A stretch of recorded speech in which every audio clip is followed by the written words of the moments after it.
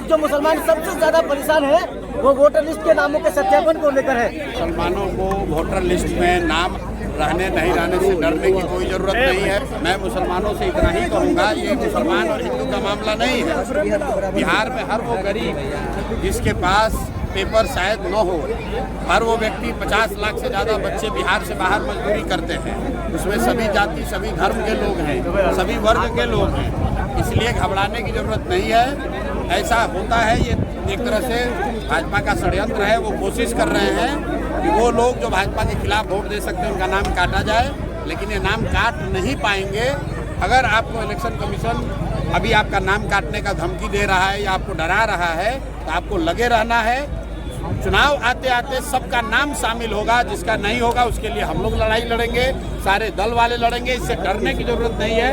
आप डरिएगा तो सब कोई डराएगा। अपने हक के लिए आपको खड़ा होना है और वोट देना सबसे बड़ा अधिकार है। कोई आपका वो अधिकार छीन नहीं सकता है। एक बात समझ लीजिए कि चुनाव आयोग को नागरिकता तय करने की का उनको अधिकार नहीं है। सुप्रीम कोर्ट का ये गाइडलाइन है, सुप्रीम कोर्ट का जजमेंट है। चुनाव आयोग किसी की नागरिकता नहीं तय कर सकता है। चुनाव आयोग का काम वोटर लिस्ट बनाना है, वोटर लिस्ट के जरिए चुनाव कराना है। अगर चुनाव आयोग ये कह रहा है कि वोटर लिस्ट ठीक नहीं है, तो चुनाव आयोग को जवाब देना है कि भाई 1.5 वर्ष पहले इसी चुनाव आयोग से पार्लियामेंट का चुनाव हुआ है, मोदी जी इसी वोटर लिस्ट से चुनकर प्रधानमंत्री बने हैं। तो अगर वोटर लिस्ट खराब है, गलत है, तो मोदी जी क्या फिर से इस्तीफा देकर फिर से चुनाव लड़ेंगे? और अगर चुनाव आयोग ये कह रहा है कि लोकसभा चुनाव के बाद नेपाल से, बांग्लादेश से लोग आ गए, तो ये बताए कि भाई बिहार में सरकार किसकी है? भाजपा की है, नीतीश की है।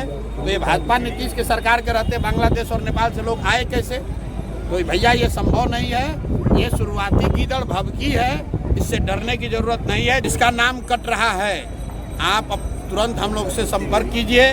आपको जनसुराज नहीं पसंद है, कांग्रेस पसंद है, कांग्रेस संपर्क कीजिए। राजनीतिक दलों के कार्यकर्ताओं से, नेताओं से संपर्क कीजिए, ताकि आपका नाम हर हालत में जोड़ा जाएगा।